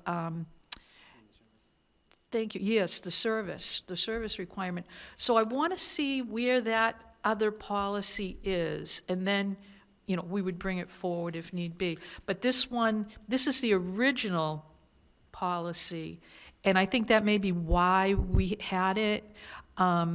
We don't have the one, we had just done it, what, May? We did one in May, yeah. We have one Yeah. in May that talks about competency determination and things like that. And that is appropriate for us to submit before December 31st. We don't need to change a policy now Right. because it's going to have to change again. Exactly. And on December 1st, the governor is putting out their announcement with the Secretary of Education from their think tank. So I do think, you know, I appreciate MASC's model policy. we have a policy that you just voted on. I know And it. so we can submit that before December 31st without any changes, and then we can get more information from the governor's office, and we can get information from our special ed department, and then we can look at, based on that, to make sure we have something in place for the class of 2026, if anything needs to change. But I don't believe that we need to rush. I think what you voted for in May, which I can bring to the next committee meeting, and we can put that in the packet. But I think that is very appropriate for us to submit before December 31st. I think so too, and that was one of the things that we all remembered, already having set that. We didn't want to change anything without knowing the full picture of what we have in place. And I agree with you, knowing, December 1st, there's going to be more discussions, and MASC, our president, Jason Frazier, was very upset attending the meetings with the competency commission, I think it was, or the graduation commission. Very, very upset with the way things were going. He was more comfortable with the change that they did do in the language, but it's something we do need to watch for to make sure that it will work in the districts. The think tank is making all kinds of moves without paying attention to how it actually impacts on people. And that was one of the issues. They weren't listening to anyone talking about the testing. It was a very eye-opening process. So I do think we have some things that we have to have come to us. So, all right. So that is everything from the Quality and Standards Subcommittee. I thank you all very much. Thank you, Mrs. Dunn. Anything for the Parent and Student Advisory Boards? Actually, I'm hoping to schedule a Parent Advisory Board meeting for December, but I had to wait until all the craft fairs were over to make sure people were going to have time to come to a meeting. Thank you. Thank you. Building and Grounds, Mr. Huckman? Thank you, Mr. Mayor. I do want to hold a meeting in December just to button up a few things that are going on around the district and be able to report out on them. And I just want to highlight that in the written communications, we did receive confirmation from the MSBA our intent to withdraw from the South and the West School projects that we previously submitted statements of intent on. So I just wanted that to be clear. Thank you. Thank you, Mr. Huckman. Special Education, Mr. Olympio, anything to report today? Yes, just a reminder for everyone, December 2nd, Tuesday night, 7 o'clock, there's a Zoom meeting regarding mental health and IEP with CPAC. I would go to their website or the Facebook page to get the Zoom info. And then on December 17th at the Higgins, 6:30 to 8 is the holiday party, and there'll be a sensory Santa there, and hopefully it'll be a great turnout. Okay, thank you. Redistricting, Mr. Huckman, anything to report? No, sir. Okay, and Performing Arts, Mr. Swanson? Oh, I'm sorry, on, This is something I'd just like to refer it to the liaison to City Council. There was an issue brought forward to the City Council regarding the dangerous situation existing with e-bikes and how to regulate them, how to deal with them. I know the City Council, either Legal Affairs or Safety Committee had a meeting about this, and Councilor Ann Manning Martin had brought it forward.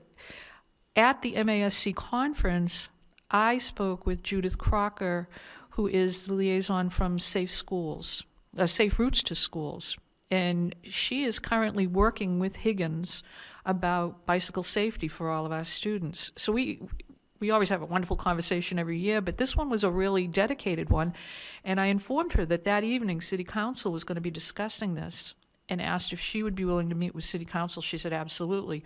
So I let Councilor Manning Martin know that.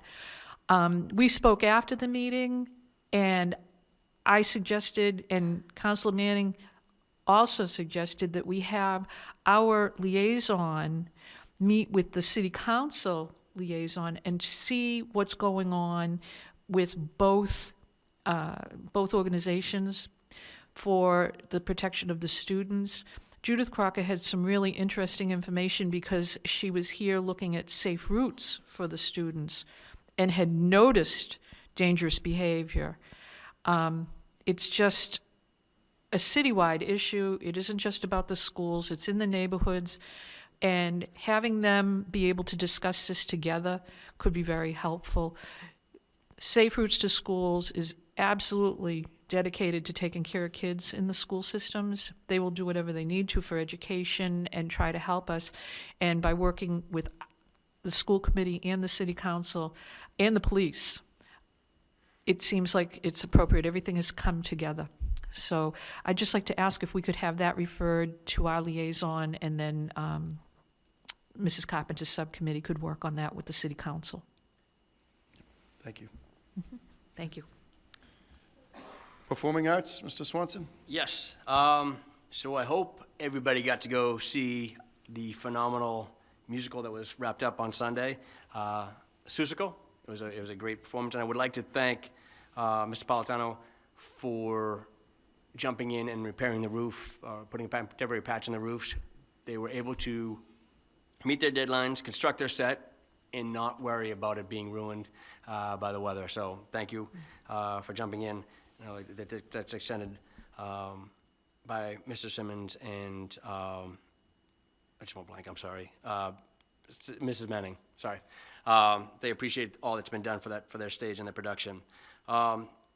Going through to the new year, it's going to see a lot of the performing arts. You have Thanksgiving, the football game, the band will be there. Holiday concert at City Hall will be there. Inauguration, both the chorale and the band will be there. And then beginning of the year, we have a lot of tryouts going on for the different performing arts groups, as well as those in the middle school and the elementary school are preparing for their winter concerts. So there's a lot going on. There's a very busy season for the performing arts. So take advantage of their schedule, get out and see them, and support them. Thank you. Great, thank you, Mr. Swanson. Next item, we'll go to new business. We have a few items. Oh, Yeah, if I may, Mr. Mayor. Just quickly on the performing arts, I just wanted to thank Mr. Swanson. I did go to the performance of Seussical on Saturday. I didn't know this until I got there on Saturday, but there's a box seats for the chairperson of the Performing Arts Subcommittee from the school committee at Peabody High School, and we were fortunate enough to sit in it. And it was a great view of the whole performance. I'd like to congratulate also all the student performers and the faculty that helped put that show on. There was for those of you that didn't see it, a really dynamic young boy who was a phenomenal in the show, and he's young, so I'm not going to reveal his name, but I think he was in 4th grade or 5th grade, who really had a significant role in this show, and like everybody else on the stage, was phenomenal. I do want to point out, and I know that some of us here have talked about this for a little while, the orchestra consisted of, I believe, all professionals and no students. I'd like to see students performing in the orchestra. I want to hear mistakes coming from the orchestra, just like I want to hear mistakes coming from the stage. They're students, and they're supposed to learn, and they're supposed to fail and learn how to succeed, and we don't need a perfect performance. We need kids learning, and part of learning is by doing, and I think that, and I'll continue making this comment in future endeavors that I'm going to undertake. But we did have one string instrument in the orchestra, so again, it wasn't by a student, but there was a string instrument, so maybe we're moving forward on that. I hope we do. John, you've done a great job with this subcommittee. You also did a great job, and you're doing a great job with the task force that the mayor has entrusted you to lead and be a major contributor to. And your report earlier today, I should have said something earlier, was phenomenal, and due in large part to your work through the mayor's office and a lot of other people, but in large part because of your leadership, we're starting to, make a dent into mental health. We're starting to make a dent into reducing the stigmas that exist, not only within this building, but within the city as far as suicide and addiction and mental health. So kudos to you for all the work that you've done, and it was a privilege to be your guest in that suite on Saturday, so thank you. Thank you, Mr. Hockman. Yep. Thank you very much for those kind of words. I just want to make a slight correction. I am a team member on the task force. It is led by a large group that is taking that lead. I'm honored to be on that task force, but there are many people that are leading this task force. So thank you for the kind words, but I just want to make sure that people are aware that it's definitely a team that's moving this forward. It's definitely a team that is out there making sure that the community has the resources, has the availability, and has the information they might need, unfortunately might need, and they can know where to go. So thank you. And you're always welcome back in the suite, as anyone else might be. Thank you. All right, next we'll go to new business. I'd like to go a little out of order. We have some guests tonight, and I wanted to go to them first rather than last. So if there's no objection, I'd like to go to the Peabody Special Education Parent Advisory Council presentation as the first item under new business.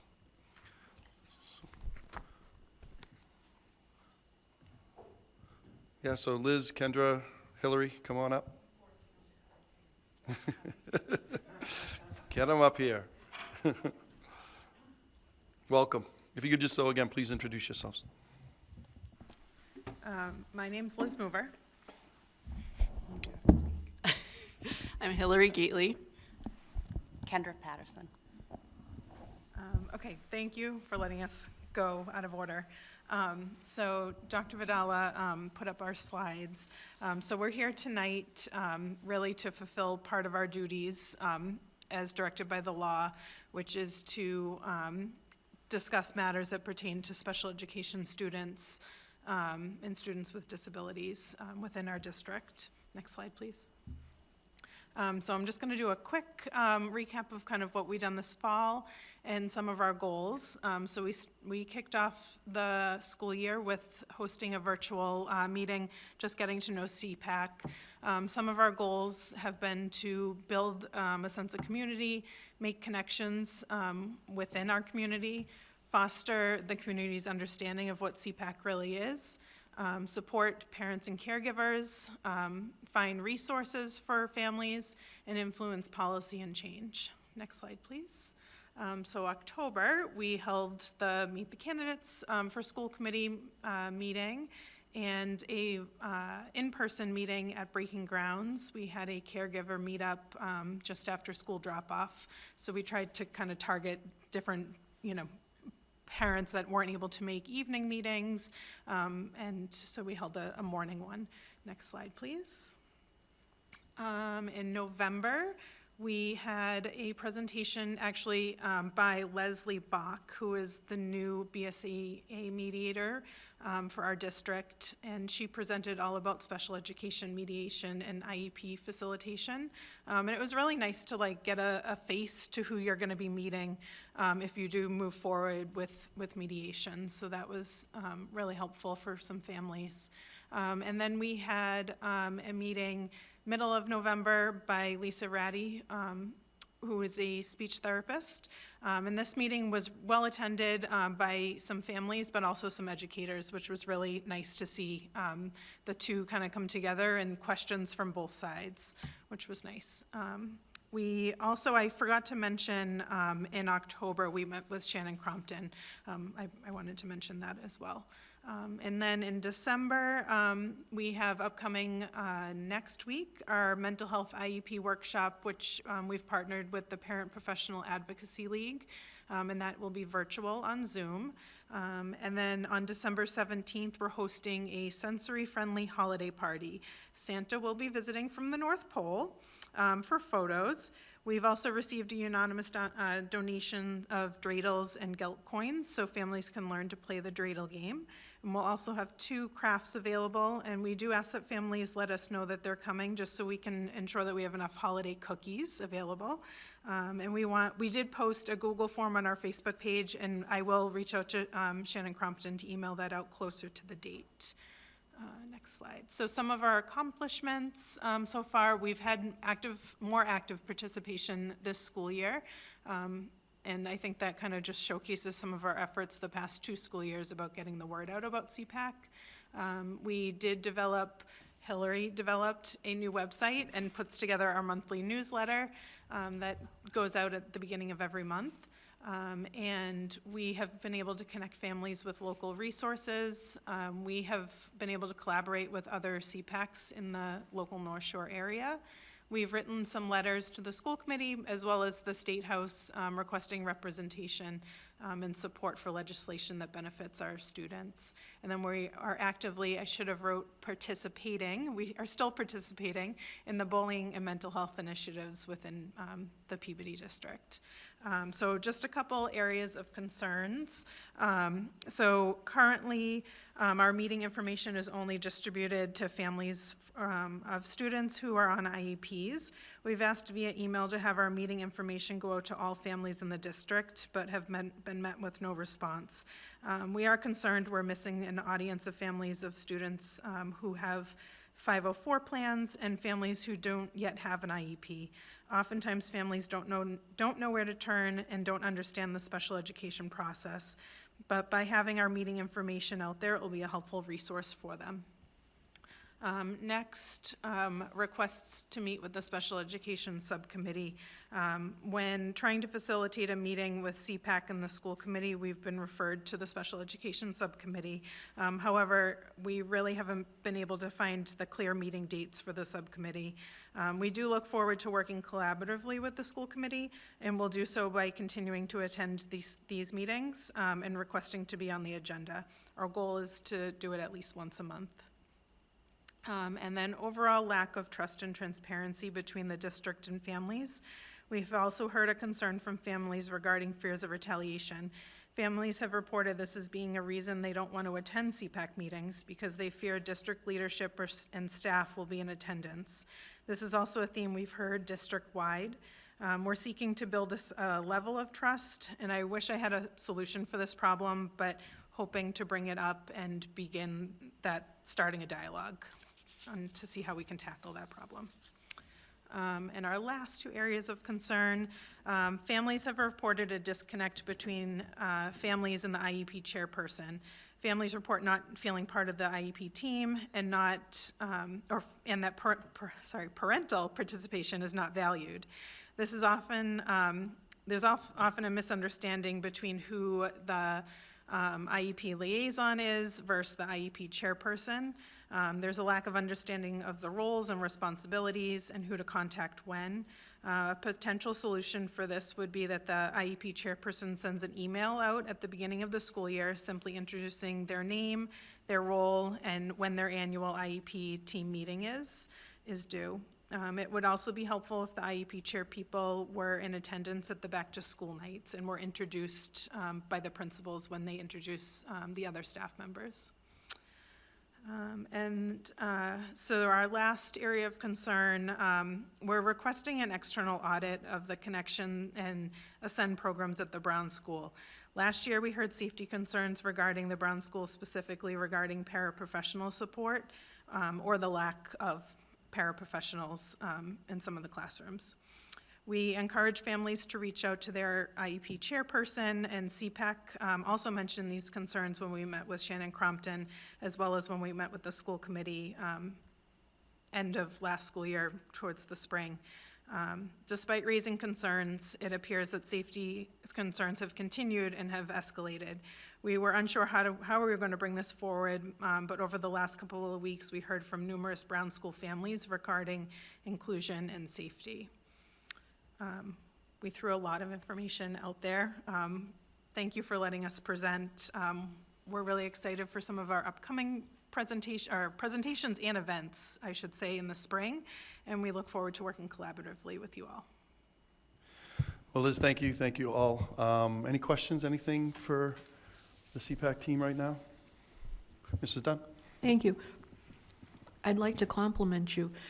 The meetings and presentations that you put out on your Facebook page, they're excellent, and I'm glad to see that type of outreach to families, and anybody who can, get that on Facebook is able to go. How else do you let people know about that? Do you have those activities listed in another fashion too? I know you want to get more information out, and I can understand that as well. Yeah, so the website as well, in our newsletter. And then I do usually a few days prior to the meeting or presentation or event, I email Shannon Crompton, and she does send them out, but it only goes to families of students on IEPs. So it doesn't hit families of kiddos with 504 plans or anyone else in the district. So that was our concern, that we eventually hear from families asking, like, I have this concern, what do we do? And we kind of walk them through how to request, testing or bring your concerns to the appropriate person. But they don't know about CPAC, and they don't know that we're a resource until they're beyond frustrated with the process. Can I ask another question? Do we have a link for your group on our website? Yes, so Yeah, that, okay. our information about CPAC did get updated last school year, and then Shannon helped us get our website link onto the website, I believe, last month. Oh, good. So if people are Yeah. looking for you and they go there. It's under the special ed can reach. tab. Oh, good. Okay. All right. Thank you. And I will tell you, it is nice to see the activities that you've all been doing and the involvement and the level of awareness you're bringing to anyone in the district. Yeah, and I will say, we ask families, what information do you want? What, presentations do you want? What do you want to learn more about? So that's kind of helped guide us on where to find presenters, on what topics. Very good. Thank you. Thank you. Thank you, Mrs. Dunn. Any other questions for Liz, Kendra, and Hillary? Mr. Hartman? Thank you, Mr. Mayor. Through you, I concur with Ms. Dunn. I think we met about a year ago, maybe a little more than a year ago, downstairs here, and we had some conversations, or a conversation about CPAC's role, and you've taken that on. You've taken the bull by the horns, and we talked about that there's been, I'll say my opinion was that CPAC, prior to your leadership, was in a little bit of a void and didn't really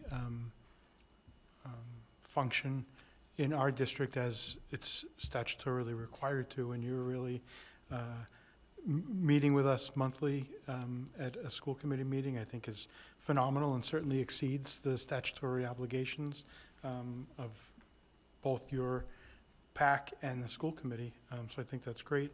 And I agree with Ms. Dunn that your programming has been, I think, well attended and has been informative and meaningful and received well by people who have attended. I have a couple of questions for you, if I can, through the chair. I know you're talking about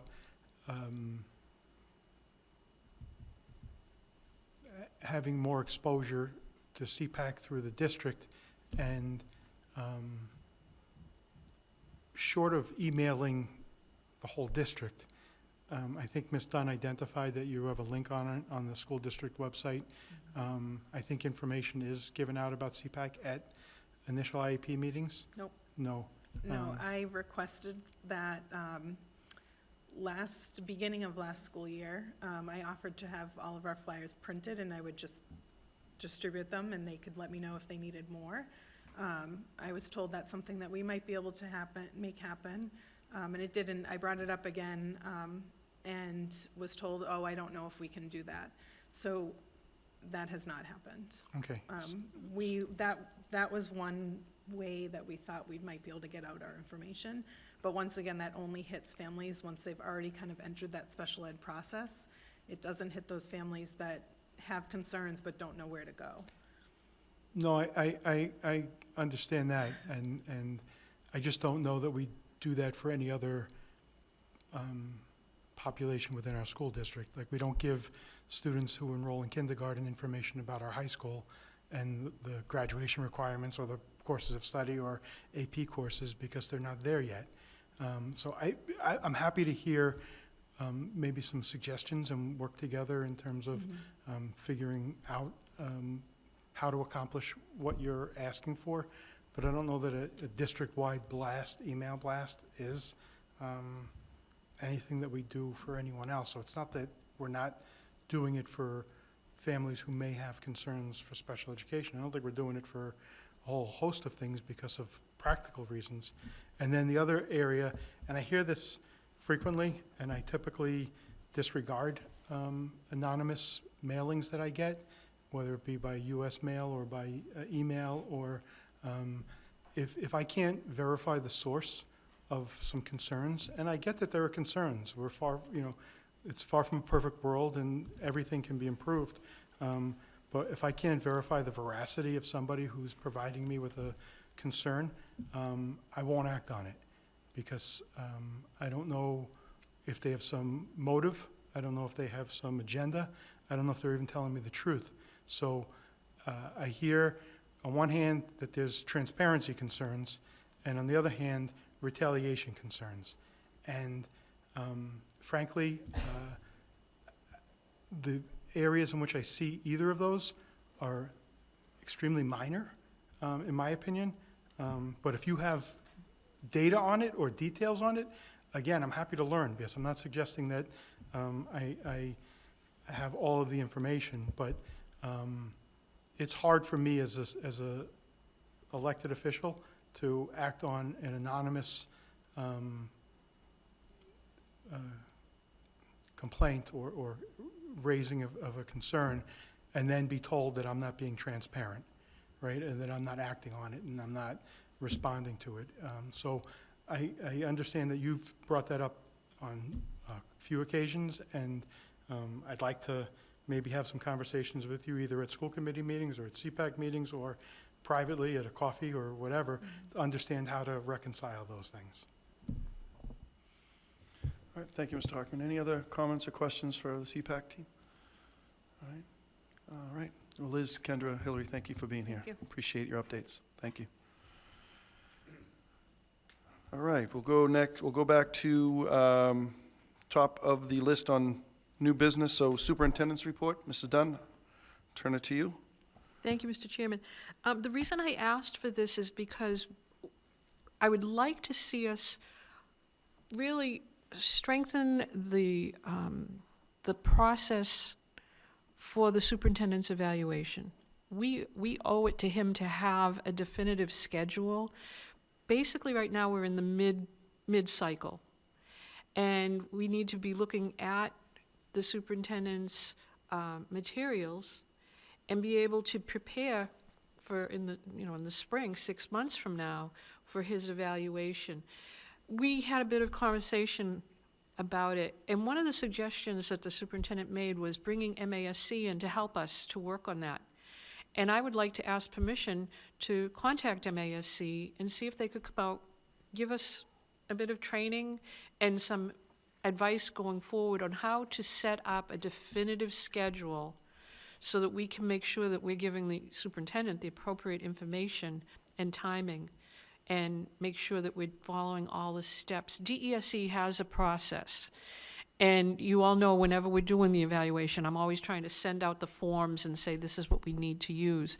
But I do think it would be worthwhile to have MASC come out and give us a bit of a hand with the process, and this would be the time to do it. So I don't know if we need a vote or if you just need to tell me to make the phone call, but I'd be happy to do whatever we need to do. Thank you, Mrs. Dunn. I think we should do that, and maybe you and I could talk.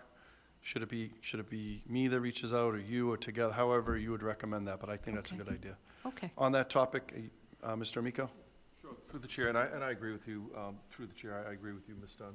I think that would be great. The other thing, too, is, we, for the last couple of summers, we would have our retreat, and we would meet, and we would bring in a former superintendent who's, his name escapes me. Andre Ravenel. Yes, and he was sends great. his regards. And we sort of, Saw him and this we week. would come together and we can talk about goals, and I really think, I found that helpful as well. So I think that's something that we should probably do, but, yeah. So Yes, I did. I bumped into Andre at the conference, and he said, "Tell everyone I said hello." I said, "I will." So he has very, very good feeling about the whole committee. So let's you and I connect Okay. offline here and get something out to MASC. I think that's Okay. good. Thank you. And thank you, Dr. Vidala. It was a good suggestion. Thank you. All right, thank you. December meeting schedule. Mrs. Dunn?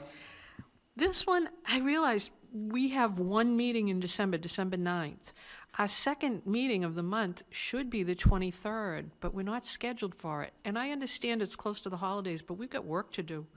So I would like to ask if we could have a meeting on the 23rd, just to wrap up a few things. It wouldn't need to be a long one, but I still think by our own policy, we're supposed to have 2 meetings a month. The 23rd is, a Tuesday night, and I'd just like to ask if we could have a meeting and put it back on the schedule. I'm not available December 23rd, I can tell you that right now. We don't I think need that's a you. very We can difficult- operate without you. Difficult date. I know you can. Let's do what we want. I think we could maybe take that under advisement and kind of figure Okay. something out. I think that's a difficult date to do it, right, 2 days before Christmas, but, or perhaps we can kind of get a sense of the necessity of having a meeting if there's items that we really do need to jump on. Yeah. Can we hold that? We could, and the thing is, I wanted to put it out there now because if need be, look at the 16th, the following week. There could be things that we can finish up and wrap up the year.